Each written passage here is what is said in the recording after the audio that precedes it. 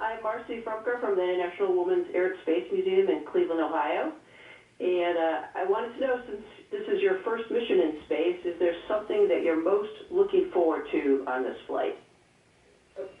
Hi, Marcy. It's great talking to you today. I think two things that I'm most looking forward to are, number one, with my background in science, are contributing as a subject and an operator to the wide variety of scientific experiments that we'll be doing on board the space station. Everything from looking about how our physiology is affected by the microgravity environment to looking how flames burn. Even flames burn differently in space without gravity. Secondly, I'm really looking forward to the opportunity to go out the hatch of the space station. Doing a spacewalk has been something that I've dreamed about my entire life, and what that must feel like when you're in your own self-contained little spacecraft of the spacesuit and looking back on the Earth. There are a lot of spacewalks that will be happening during my mission, so there's a very good chance that that will happen. Excellent. And at the International Women's Air and Space Museum, we try to encourage girls to get interested in STEM education. Wondering, did you have a particular mentor as a young girl who helped encourage your interest in the STEM fields? I had a lot of incredible mentors all throughout the way, starting with my parents, who were very supportive and got me interested in nature and the world around me. A lot of really memorable teachers that stood out to me, some of my biology teachers in particular, that really instigated and instilled that love of science and that scientific curiosity in me. I was very fortunate to have those amazing mentors continue all throughout my graduate school and postdoctoral career as well. And I think the difference was for me that these were people who were not only at the top of their field, but they were also people that cared about me as an individual and as a person. They weren't just concerned about the science. They wanted to make sure that I was happy and taken care of as well. And to me, that's really the ultimate way to go about being a mentor. Great. That sort of goes into my next question. What did you learn about yourself living and working in extreme environments like Antarctica, Belize, and being on the Nemo mission that will help you prepare for this mission?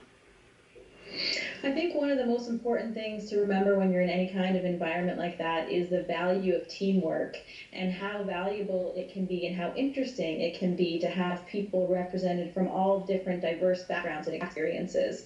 To me, that's the best way to solve any problem. If you have 5 people on a team and they're all exactly the same, or if you had 5 people on a team and they all had vastly different backgrounds and experiences and previous careers, there's a better way to solve that problem when you have different minds working on it. And so understanding each other and on the team, taking into account everybody's strengths and the fact that we all have weaknesses as well, and understanding that that is all part of the process.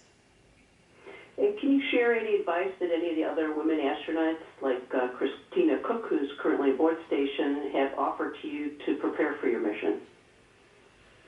Well, I don't think it really is any different for me whether the advice comes from a woman or a man on board the space station. We're all trained in exactly the same way, and we all do the job up there now. And that's what's so amazing and unique about this time period. All the struggles that we did face as women before us, we are in a new place now where we are all doing the same job up there. And to me, it really doesn't make a difference. And it's incredible how far we've come. And can you tell me what's the most difficult aspect of your training? I think the most difficult aspect of our training as astronauts is learning how to do spacewalks. You are in this incredibly heavy and cumbersome suit, which weighs over 400 pounds when you're in it, and your body is sort of contorted out like this, and it is very, very challenging, both physically and mentally, with the problems that you have to face and encounter. Again, it's probably one of the most rewarding things that we do because, at least on the training on the ground, that's when you really feel like you're an astronaut, when you're in that spacesuit looking around at the person down there in the spacesuit with you. So probably the most challenging thing we do, but also perhaps most rewarding. And NASA's working on putting women and other men into the moon program with Artemis.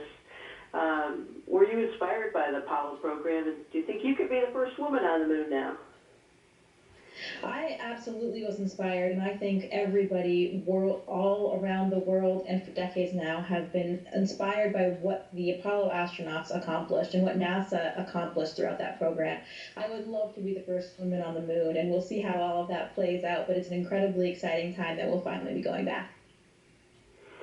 And do you have any advice for young girls who might be interested in careers in aerospace?